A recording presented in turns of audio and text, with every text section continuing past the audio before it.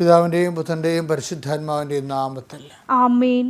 പ്രാർത്ഥിക്കുക. അമ്മേ പരിശുദ്ധമ്മേ, അമ്മേ പരിശുദ്ധമേ, ദൈവമാതാവേ, ദൈവമാതാവേ, കൃപാസനത്തിലൂടെ ഞങ്ങൾക്കും ഞങ്ങളുടെ ദേശത്തിനും അമ്മ മാധ്യസ്ഥം തേടി തന്ന എല്ലാ അനുഗ്രഹങ്ങൾക്കും കൃപകൾക്കും ഞങ്ങളിപ്പോൾ ഹൃദയം നിറഞ്ഞ നന്ദി പറയുന്നു. അമ്മേ പരിശുദ്ധമ്മേ, ദൈവമാതാവേ, 2004 ഡിസംബർ 7 തീയതി ഉച്ചകഴിഞ്ഞ് 2:30 കൃപാസനത്തിൽ സംഭവിച്ച അമ്മയുടെ പ്രത്യക്ഷപ്പെടലിനെ കുറിച്ച് തിരുസഭയ്ക്ക് സമർപ്പിച്ചിരിക്കുന്ന പഠനരേഖകളുടെ മേൽ സഭാത്മകമായ പഠനം ആരംഭിക്കുവാൻ ഞങ്ങൾ താഴ്മയോടെ അങ്ങയോട് അപേക്ഷിക്കുന്നു. അമ്മേ പരിശുദ്ധമേ, ഭൂസ്വലോകങ്ങളുടെ രാജ്ഞിയായ അങ്ങേക്ക് ഭൗമ സംരക്ഷണത്തിനായി പ്രപഞ്ചപ്രകൃതിയെ തന്നെ തിരുസഭ പ്രതിഷ്ഠിക്കുവാൻ ഈ പ്രത്യക്ഷീകരണം വഴി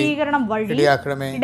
പരിശുദ്ധമേ, ജപമാല മാതാവേ, സകല കൃപാസനം പ്രാർത്ഥനയോടും ചേർത്ത് ഞങ്ങളിപ്പോൾ പ്രാർത്ഥിക്കുന്ന ഈ കുടുംബത്തിന്റെ പ്രത്യേക നിയോഗം പ്രാർത്ഥനാവശ്യം പറ മക്കളെ.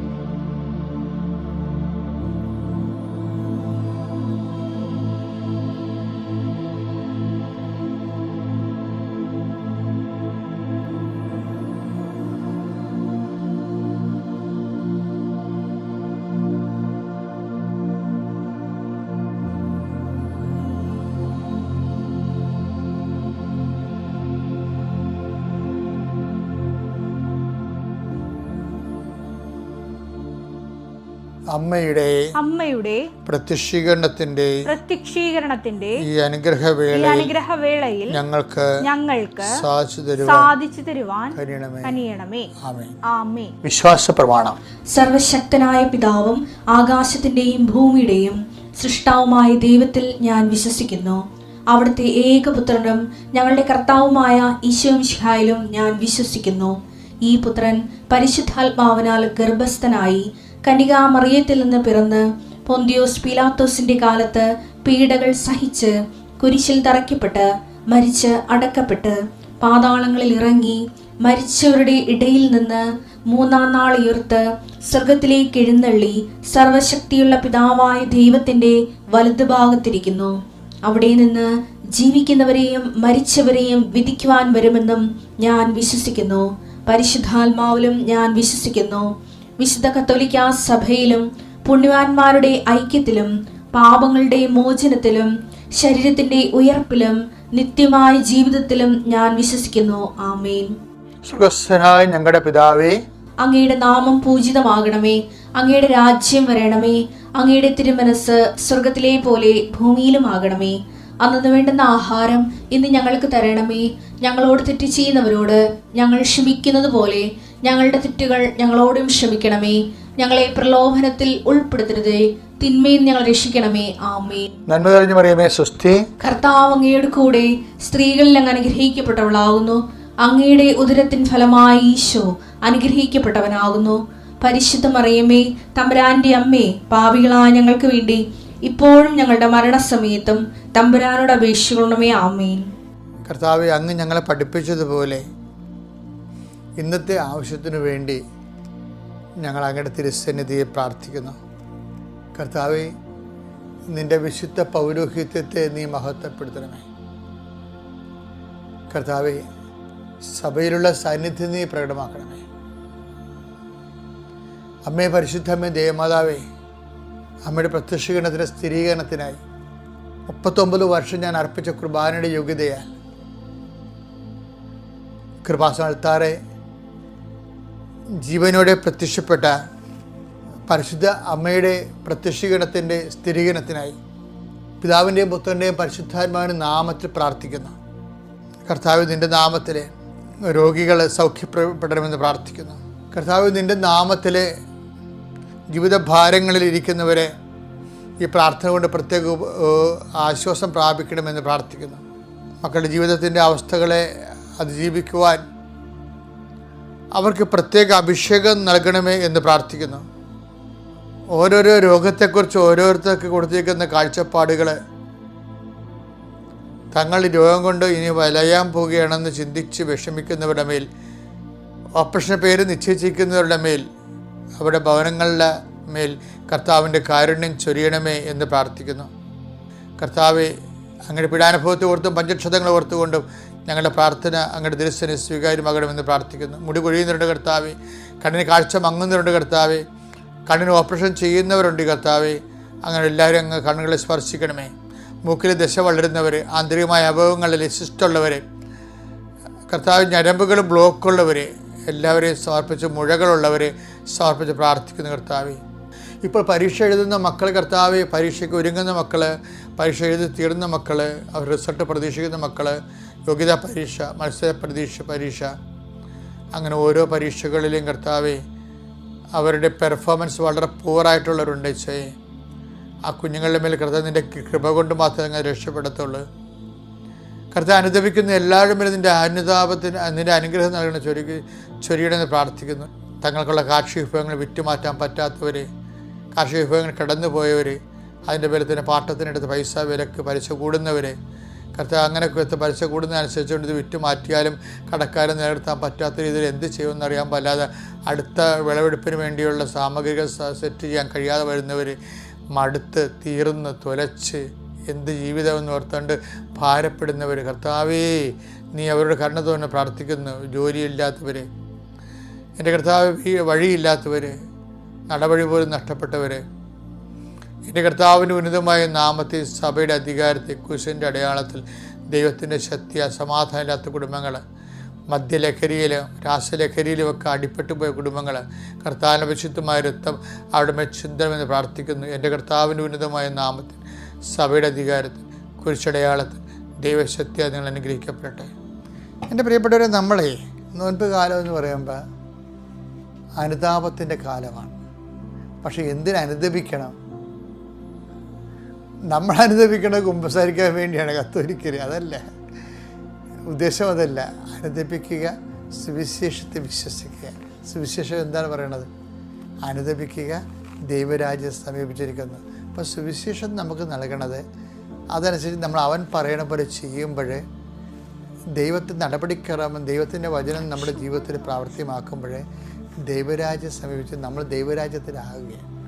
ദൈവത്തിനാണ് പ്രാധാന്യം കിട്ടേണ്ടത്. അപ്പം നമ്മൾക്ക് ഒരു അടയാളം കിട്ടിയിട്ട് ഞാൻ വിശ്വസിക്കത്തുള്ളൂ എന്ന് പറഞ്ഞാൽ, അടയാളങ്ങൾ കണ്ടതുകൊണ്ടാണ്, അപ്പം കഴിച്ച് തൃപ്തരായത് കൊണ്ട് ആണ് നിങ്ങൾ വിശ്വസിക്കണം എന്നുള്ള വചനമില്ല ഈശോയുടെ. യോഹന്നാൻ 6:26 യേശു പ്രതിവചിച്ചു, സത്യം സത്യമായി ഞാൻ നിങ്ങളോട് പറയുന്നു, അടയാളങ്ങൾ കണ്ടതുകൊണ്ടല്ല, അപ്പം ഭക്ഷിച്ച് തൃപ്തരായതുകൊണ്ടാണ് നിങ്ങൾ എന്നെ അന്വേഷിക്കുന്നത്.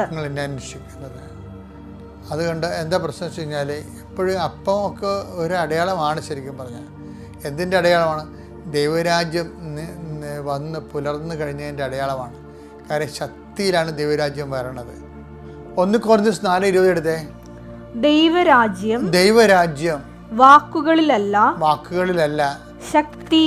ശക്തിയിലാണ്. അപ്പം ദൈവരാജ്യം ശക്തി എന്ന് പറയുമ്പോൾ എന്താണ്? ശക്തിക്ക് എപ്പോഴും അടയാളം ഉണ്ടാകും. അപ്പം ശക്തിയുടെ അടയാളമാണ് ഈശോ പറയണത്. ശക്തിക്ക് ഇപ്പോൾ രോഗസൗഖ്യം നടക്കണത് എന്തുകൊണ്ടാണ്? അത് ശക്തിയുടെ അടയാളമാണ്. പക്ഷെ ശക്തി എന്തിൻ്റെ അടയാളമാണ്? ശക്തിയുടെ അടയാളമല്ല, ദൈവരാജ്യത്തിൻ്റെ അടയാളമാണ്. മത്തായി 12:28 എന്നാൽ ദൈവാത്മാവിനെ കൊണ്ടാണ് ഞാൻ പിശാചുക്കളെ ബഹിഷ്കരിക്കുന്നതെങ്കിൽ ദൈവരാജ്യം നിങ്ങളിൽ വന്നു കഴിഞ്ഞു എന്ന് വിശ്വസിക്കുന്ന കരുതുവിൻ. അപ്പം അടയാളം കാണിക്കണത് എന്തിൻ്റെയാണ്? ദൈവരാജ്യത്തിൻ്റെയാണ്. അപ്പം നമ്മൾ പ്രാധാന്യം കൊടുക്കേണ്ടത് എന്തിൻ്റെയാണ്? ശക്തിക്കാണ്. പക്ഷേ ശക്തി എന്തിൻ്റെതാണ്? ദൈവരാജ്യത്തിൻ്റെതാണ്. അപ്പോൾ ദൈവരാജ്യം നിങ്ങളുടെ ഇടയിൽ വന്നു കഴിഞ്ഞതിൻ്റെ അടയാളമായിട്ടാണ് ഇതുപോലെ അത്ഭുതങ്ങളും രോഗസൗഖ്യങ്ങളും നടക്കുന്നത്. മത്തായി 16:4 ദുഷിച്ചതും അവിശ്വസ്തവുമായ അതാണ് വിഷയം. അടയാളം ദുഷിച്ചതും അവിശ്വസ്തതുമായ ഈ തലമുറ അടയാളം അന്വേഷിക്കുന്നു. യോനയുടെ അടയാളമല്ലാതെ മറ്റൊരടയാളവും അതിന് നൽകപ്പെടുകയില്ല. അപ്പം എന്താ പ്രശ്നം വെച്ച് കഴിഞ്ഞാൽ, അടയാളം അന്വേഷിക്കുന്നവർ, ഞാൻ ഇന്നലെ പറഞ്ഞ പോലെ ദൈവത്തേക്കാൾ പ്രാധാന്യം ദൈവത്തിൻ്റെ അടയാളങ്ങൾക്ക് കൊടുക്കും. മർക്കോസിന്റെ 1:15 വാക്യം. അവൻ പറഞ്ഞു സമയം പൂർത്തിയായി ദൈവരാജ്യം സമീപിച്ചിരിക്കുന്നു. അനുതപിച്ച് സുവിശേഷത്തിൽ വിശ്വസിക്കുവിൻ. കാര്യം സത്യസന്ധമായിട്ടാണ് വിശ്വാസം ആൾക്കാർ സ്വീകരിക്കണമെങ്കിൽ അത് അടയാളം കണ്ടിട്ടാണ് ആൾക്കാർ സ്വീകരിക്കുന്നത്. പക്ഷേ അടയാളങ്ങളിലല്ല കാര്യം ഇരിക്കുന്നത്, ശക്തിയിലാണ്. എന്നാൽ അതിനെ പ്രതിനിധീകരിക്കുന്ന ശക്തിയിലാണ്. എന്നാൽ ശക്തിയല്ല കാര്യം ഇരിക്കുന്നത്. എന്തിനാണ്? ദൈവരാജ്യത്തിലാണ്. ദൈവത്തിൻ്റെ തിരുമനസ്സ് നിറവേറപ്പെടുന്ന ഒരു സമയം, ദൈവത്തിൻ്റെ തിരുസന്നിധിയിൽ കർത്താവിൻ്റെ വചനം അനുസരിച്ച് നമ്മുടെ ജീവിതം പുനഃക്രമീകരിക്കേണ്ട ഒരു സമയം. അങ്ങനെ ജീവിതം പുനഃക്രമീകരിക്കുന്നതിന് ആവശ്യമായ നടപടിക്രമമാണ് പശ്ചാത്താപം. അതുകൊണ്ടാണ് പറയണത് പശ്ചാത്തപിക്കുവിൻ, ദൈവരാജ്യം സമീപിച്ചിരിക്കുന്നു. ഈ ദൈവരാജ്യത്തെക്കുറിച്ച് അവസാന ശിഷ്യന്മാർ ചോദിക്കും, കർത്താവ് അങ്ങ് രാജ്യം സ്ഥാപിക്കണമെന്ന് ഇപ്പോഴാണോ എന്ന്. അവസാനം വരെ ഈ വിഷയം ഇങ്ങനെ നിൽക്കുന്ന കാണാം. അതായത് അവസാനം വരെ മങ്ങാതെ ഇങ്ങനെ തിളങ്ങി നിൽക്കേണ്ട സബ്ജക്റ്റാണ് ദൈവരാജ്യം. അപ്പോൾ കർത്താവ് ഇടയ്ക്ക് ദൈവരാജ്യത്തെക്കുറിച്ച് പറയുകയും, ദൈവരാജ്യം അവിടെയാണ് ഇവിടെയാണ് നിങ്ങൾ ആരും പറഞ്ഞാൽ വിശ്വസിക്കരുത്. കാര്യം എന്താണ്? ദൈവരാജ്യം നിങ്ങൾ തന്നെയാണെന്ന്. അപ്പോൾ എപ്പോഴെങ്കിലും നമ്മൾ ദൈവ തിരുമനസ്സിന് സ്വയം സമർപ്പിച്ച് ദൈവത്തിൻ്റെ ദൈവകൃപയിൽ ജീവിക്കാൻ തീരുമാനിച്ച് സുവിശേഷത്തിൻ്റെ സാക്ഷിയാകാനും സുവിശേഷത്തിൻ്റെ പ്രയോക്താവാകാനൊക്കെ തീരുമാനിച്ച് സ്വന്തമായിട്ട് തീരുമാനിച്ച് ആൾക്കാർക്ക് ഒത്തിരി പേര് അങ്ങനെ സാക്ഷ്യം പറയുന്നുണ്ട്. അതായത് ചില പറയും ഞങ്ങൾ മരണം വരെ ഉടമ്പടി ജീവിക്കും. അത് നോൺ ക്രിസ്ത്യൻസും പറയുന്നുണ്ട്. എന്താണ്? അവർക്ക് ദൈവരാജ്യത്തിൻ്റെ രുചി മനസ്സിലായി, ദൈവസ്നേഹത്തിൻ്റെ ആധിക്യം മനസ്സിലായി. അതിനുവേണ്ടി സ്വയം സമർപ്പിക്കുമ്പോൾ ഉണ്ടാകുന്ന ദൈവരാജ്യത്തിൻ്റെ നീതി, സമാധാനം, പരിശുദ്ധാത്മാവിൻ്റെ സന്തോഷം മനസ്സിലായി. അതുകൊണ്ടാണ് അവർ പറയുന്നത് ഞങ്ങൾ മരണം വരെ ഉടമ്പടി ജീവിക്കുമെന്ന് പറഞ്ഞത്. നമ്മളെ മരണം വരെ ഉടമ്പടി ജീവിക്കുന്ന ഒരാൾ പറഞ്ഞാൽ അദ്ദേഹം ദൈവരാജ്യത്തിൽ മരണം വരെ നിലനിൽക്കുമെന്നതിൻ്റെ അർത്ഥം. അതുപോലെ നിങ്ങളെ അനുഗ്രഹിക്കട്ടെ എന്ന് പ്രാർത്ഥിക്കുന്നു.